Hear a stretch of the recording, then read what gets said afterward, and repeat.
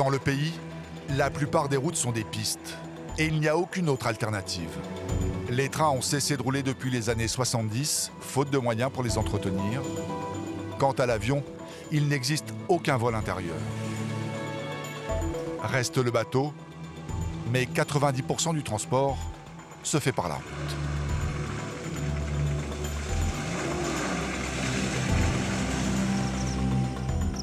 La frontière qui scelle la Sierra Leone au Libéria ressemble à un champ de ruines.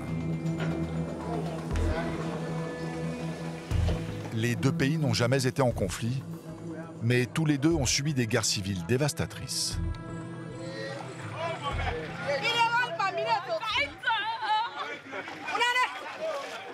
Aujourd'hui, le calme est revenu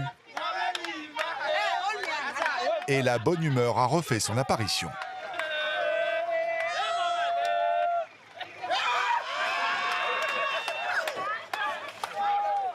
Si certains s'amusent, d'autres sont vraiment de mauvaise humeur, de très mauvaise humeur.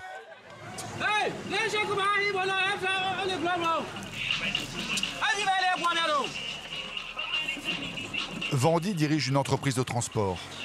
L'un de ses chauffeurs lui a demandé d'apporter une pièce de rechange après avoir eu un accident, mais de ne surtout pas s'inquiéter, car le camion roule encore. Seulement, voilà dans quel état il a retrouvé sa machine.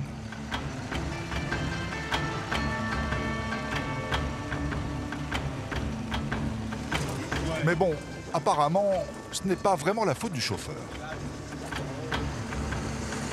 Les freins ont lâché. Je conduisais vite et d'un coup, il y a eu un problème mécanique. Je n'avais plus de frein. J'ai commencé à faire des embardées et le camion s'est renversé. Ça a enfoncé le côté passager et le pare-brise a explosé. J'ai attendu 3 jours avant qu'on vienne me chercher. Je n'ai rien bu, rien mangé, rien fumé. Ça a été vraiment dur. Et ce n'est rien à côté de ce qui les attend, c'est-à-dire 150 km d'embûches et de stress pour rejoindre leur garage à Kenema. Avec sa cabine défoncée, le petit camion blanc n'est pas beau à voir, mais il reste un redoutable franchisseur. Tout le contraire du camion de Vandy. Seulement, c'est le seul qu'il avait sous la main pour venir dépanner son chauffeur. Comme vous pouvez le voir, la route n'est pas bonne. Ça va être compliqué d'atteindre notre destination avec ce camion.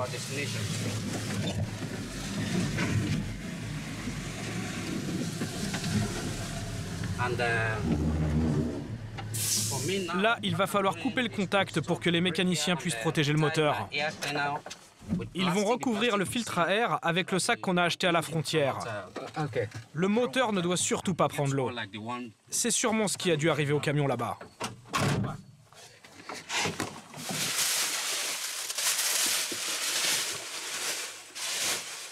Il ne faut pas que l'eau entre dans le filtre à air. La prise d'air sur ce camion est vraiment basse et l'eau rentre facilement dedans. Vous voyez le camion là-bas? Il n'a pas bouché l'accès au filtre. Du coup, l'eau a dû entrer dans son moteur et maintenant, c'est foutu. Donc on sait ce qu'il nous reste à faire pour traverser cette mare.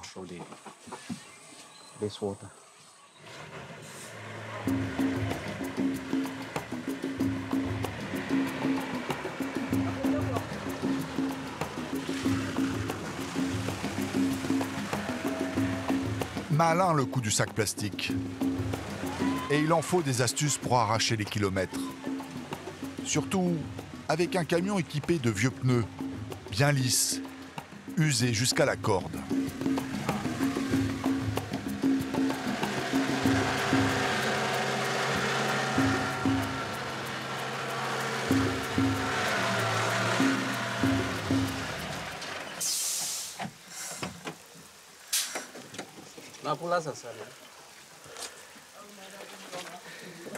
À chaque problème, Vandy a une parade. Mais sera-t-elle suffisante?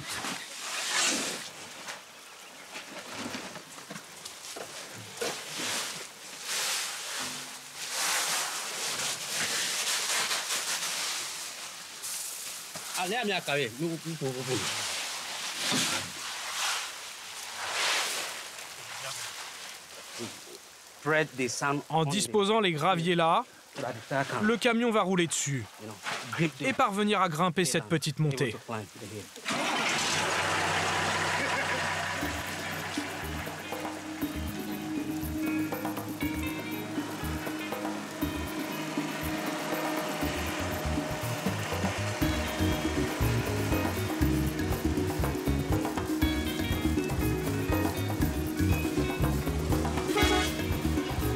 Une petite montée à fort potentiel de difficulté.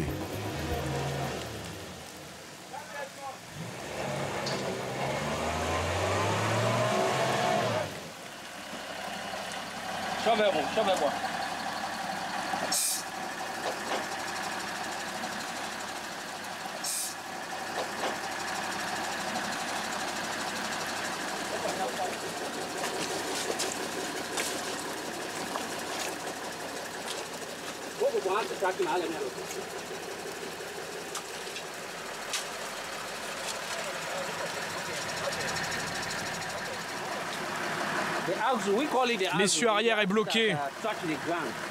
L'ornière est trop profonde. Donc on l'a remplie de pierres pour gagner de l'adhérence. Les roues pourront s'appuyer dessus et on sortira de ce trou. C'est la meilleure méthode? Disons que c'est la meilleure méthode vu la situation. Personne ne peut nous sortir de là. Il nous faudrait un treuil.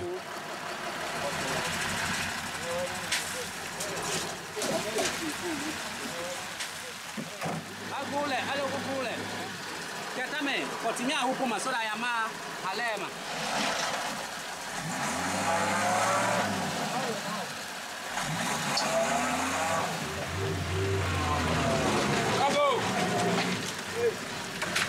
Go down now.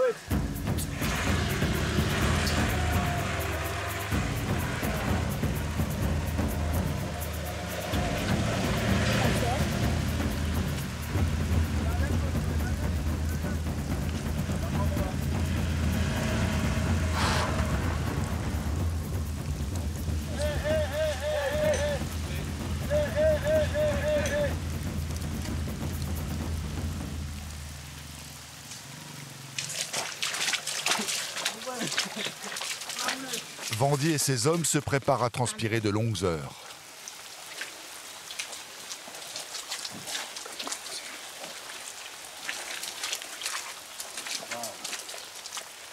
Ce n'est pas facile. C'est l'endroit le plus compliqué? Pour l'instant, oui.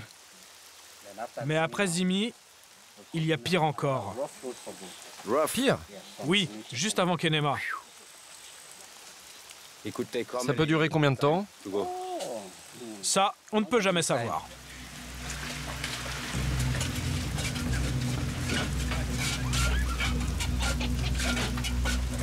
Aux yeux de Vandy, la colline prend maintenant des allures d'Everest. La route qui relie la Sierra Leone au Libéria est un axe de commerce majeur entre les deux pays. Et pourtant, il est quasiment impossible de circuler à la saison des pluies.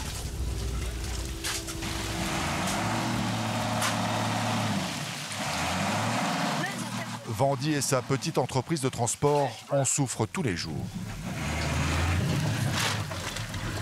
Cela fait maintenant 4 heures qu'il essaie de passer cette côte. Et son deuxième camion est trop endommagé pour le sortir de ce pétrin.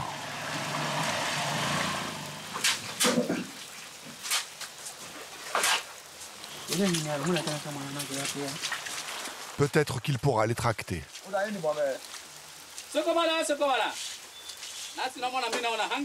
Espoir de courte durée. En Sierra Leone, l'entraide ne semble pas de mise. Les voyageurs pensent d'abord à eux.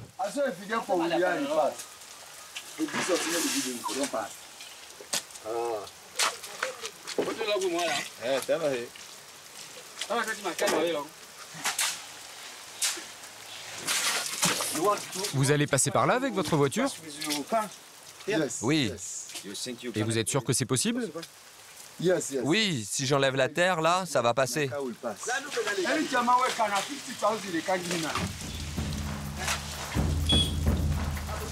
Son chauffeur s'élance.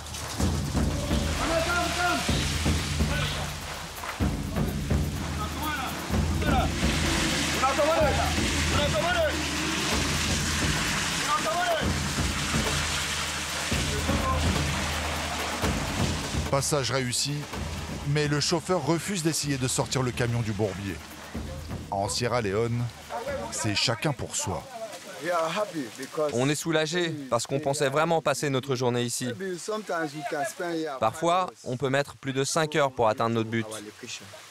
Pour combien de kilomètres?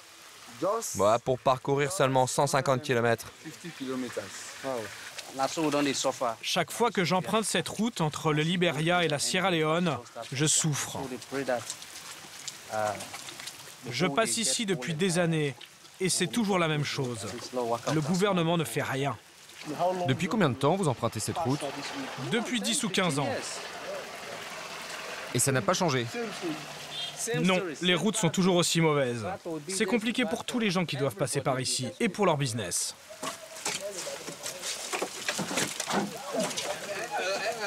Énième tentative de la journée pour Vandy. Cette fois-ci, ces hommes ont tapissé plusieurs mètres de piste avec des pierres et des branches.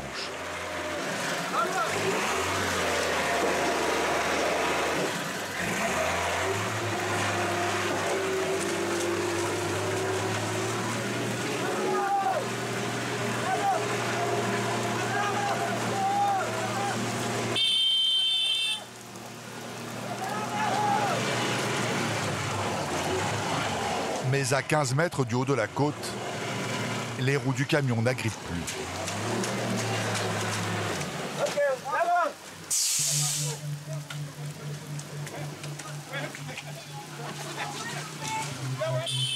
Il faut tout recommencer.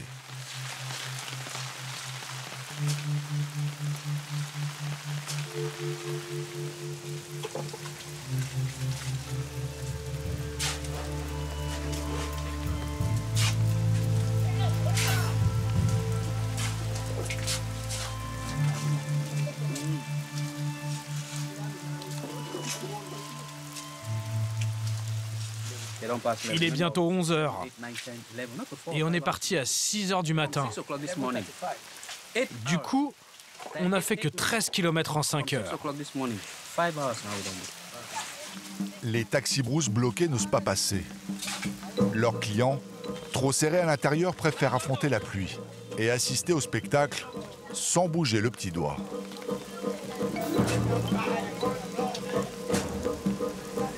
Sauf un.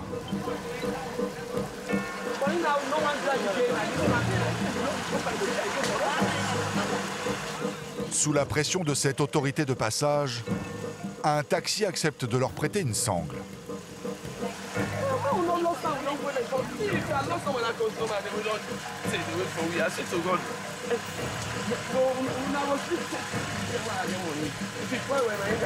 Mais les taxis refusent de tirer le camion, alors les hommes s'y collent.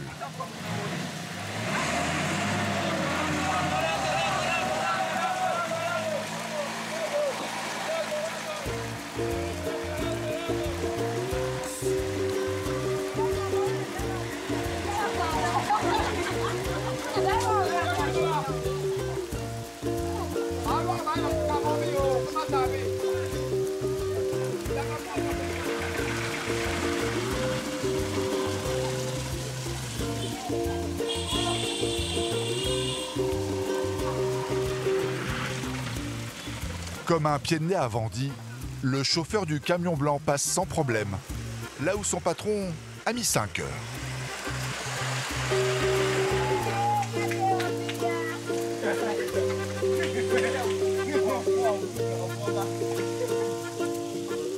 Une petite douche et c'est reparti.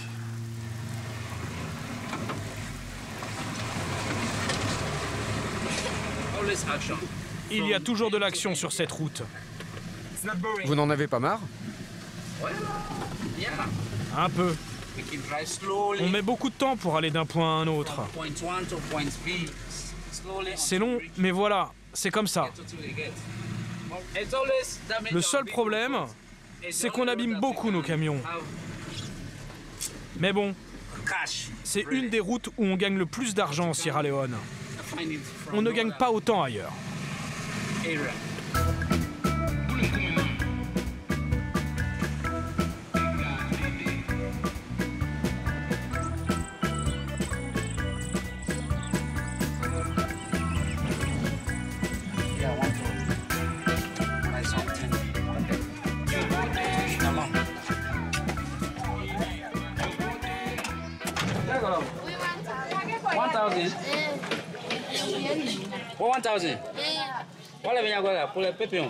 C'est quoi? De la viande.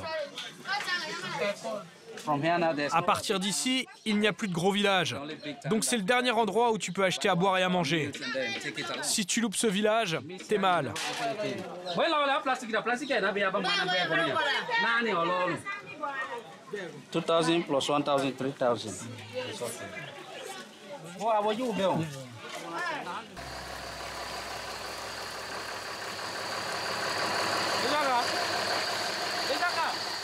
Vandil enchaîne les galères.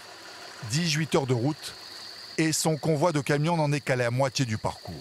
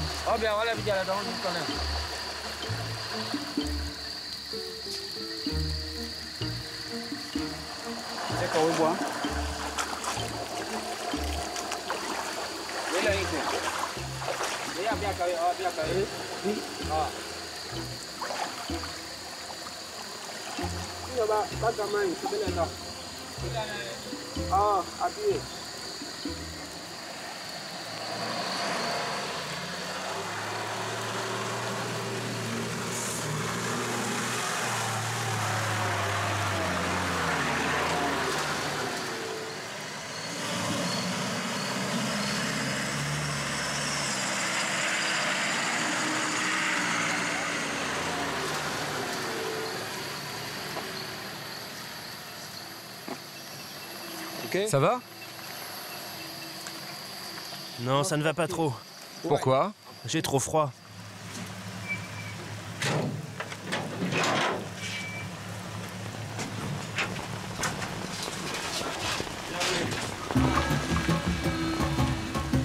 Au final, c'est peut-être lui le mieux loti. Confortablement installé et à l'abri de la pluie. Contrairement aux hommes de la cabine, ils n'ont pas de pare-brise, ils prennent une bonne douche. C'est vraiment la galère. Je suis trempé. Voilà notre dîner. Juste un bout de pain. Pas de beurre, pas de fromage, juste du pain.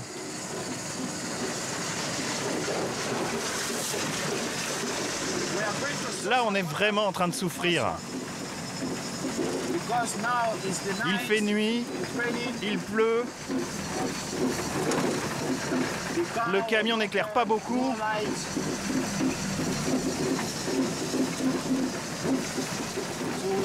Là, on souffre vraiment trop. C'est dur.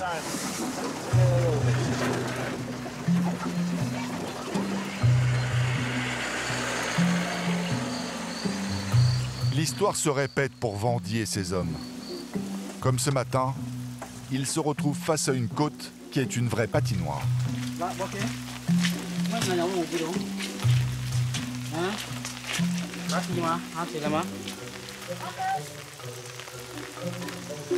Mais ce qui tracasse le plus le chauffeur, c'est le fossé qui longe la route.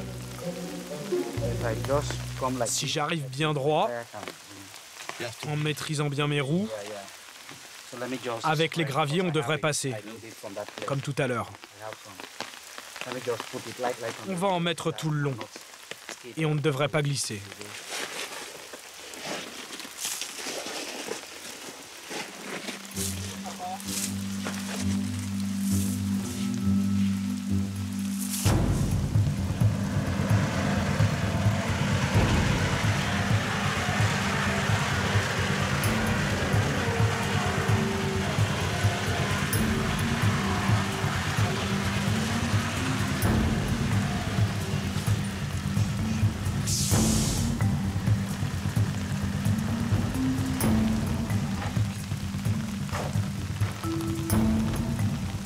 Le gravier ne sera pas suffisant? Non, c'est plus compliqué ici. Le camion est en mauvaise posture. Il pourrait se renverser.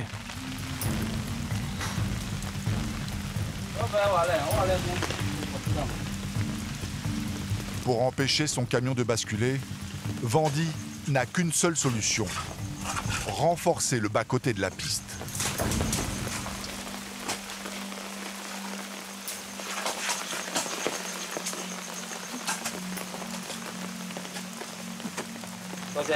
Beaucoup de véhicules empruntent cette route. Des grands, des petits. Les ornières s'agrandissent. Et tout le monde utilise des pierres pour passer. Les suivants recommencent et déplacent les cailloux. Chacun fait ce qu'il peut pour avancer.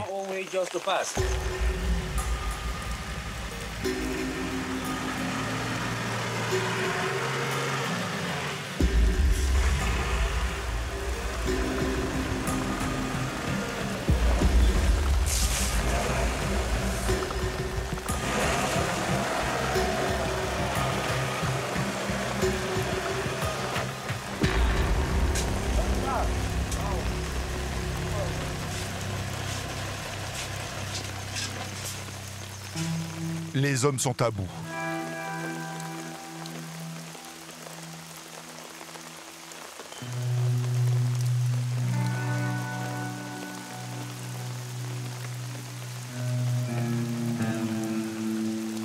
En bon leader, Vandy les motive.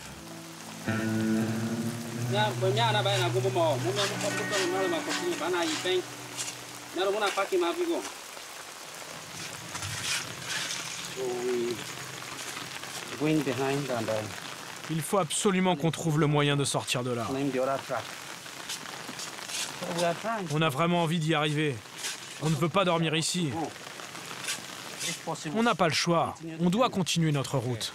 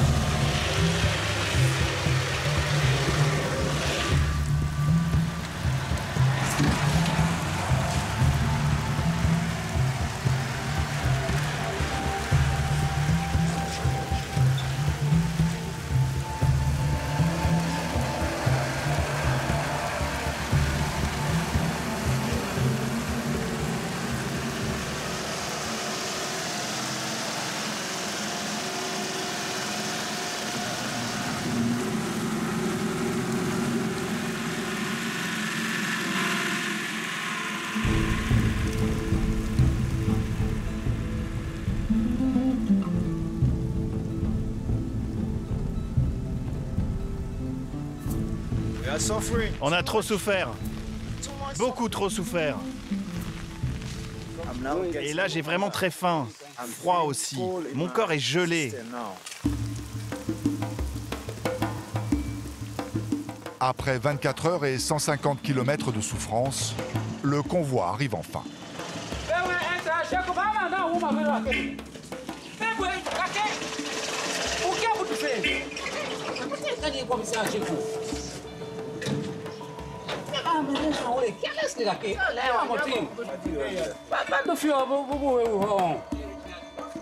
Littéralement, Sierra Leone veut dire la colline du lion. Une part de la bête sommeille en ses habitants. Tous se battent avec la même rage pour vivre et reconstruire leur pays.